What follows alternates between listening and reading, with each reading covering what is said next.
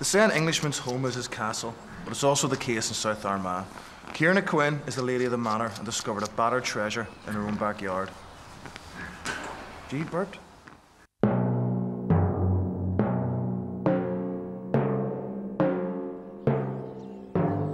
On the slopes of Slievegullin sits a castle, miles from just about anywhere.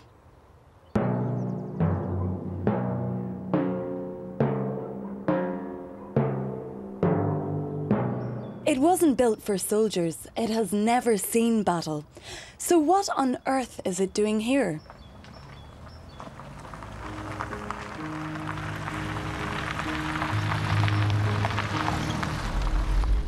I've lived in this area all my life, but never have actually gotten close to Meigh Castle until today, that is.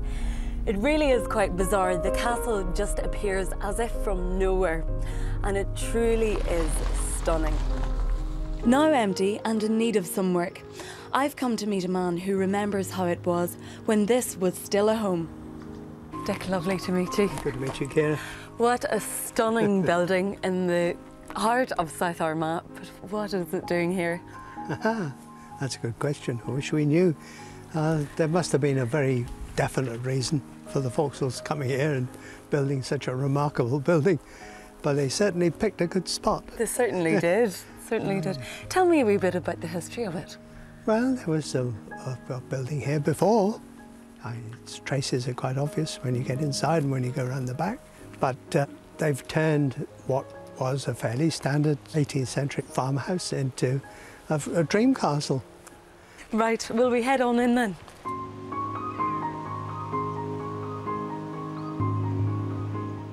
Whoa, that's a heavy door. Now, my goodness, what a state this place is in. It's fairly dilapidated, Dick. But I imagine that it was very, very grand in its day. It still looks very grand. But what would it have been like in its heyday? You'd have been met in this area by the butler, who probably would have taken your overcoat. These were little cloakrooms where your clothes would have, your outside clothes would have been stored. I don't think I'll hang up my coat today.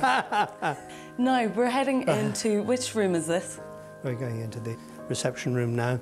These are all very stunning features up here, the cornices. Yes, the cornice may be a survivor from the old house, but certainly this archway is a part of the Gothic dress-up that was carried out in the 1830s. I think this the remodelling must have been largely for entertainment, you know, that they were trying to get a good crowd in to have a good time. I imagine it was a bit of a party house. Yeah. There was a lot of entertaining done here. I think so. One thing, I'm actually looking back here and I just noticed those little gargoyle guys. Are they Gothic or? Oh yes, they're Gothic. Beautifully executed, lovely detail. They've survived very well. So the 6-bedroom farmhouse became a castle in 1836. It cost a whopping £12, 18 shillings and 10 pence to build. It was a home and playground for the owners, the Vauxhall family. In the 1880s, it was bought by the Bell family, and its last resident died 8 years ago. It now lies empty, but at its height, it must have made quite an impression. With an interior to match its exterior, Dick and I went to see what was once the grandest room in the castle. Now, I bet you don't remember crumbling walls. No, it certainly wasn't like that when I first came in here. But a big dining room table. There's a big mahogany table down the centre of this room. With a roaring fire and a fireplace. Indeed, yes. One of the losses since this place became empty.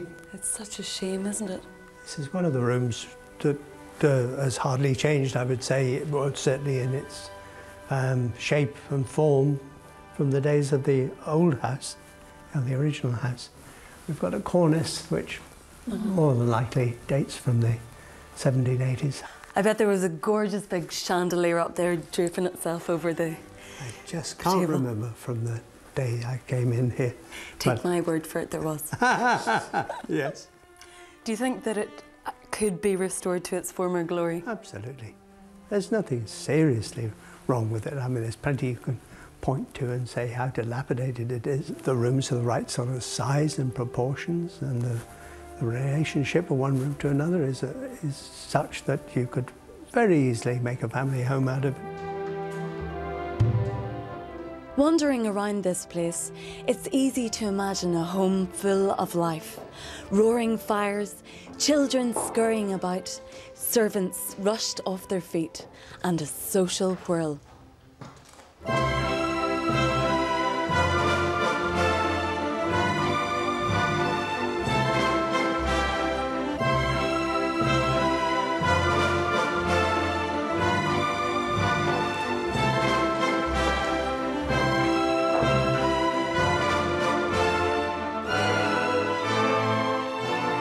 But time, neglect and vandalism have extracted a heavy price. It would be nice to think that this castle on a hillside might once again echo to the sound of children's laughter, and that another family will make its home here in Meigh Castle.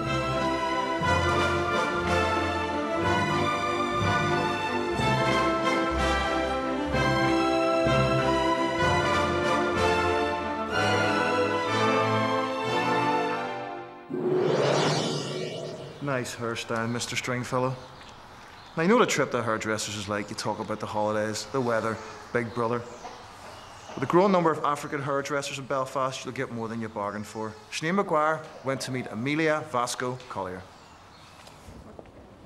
A trip to the hairdressers, a chance to take a seat, relax, and put the world to rights over some idle chit-chat. This time, however, I'll be doing the listening as I meet Amelia to chat about her African roots.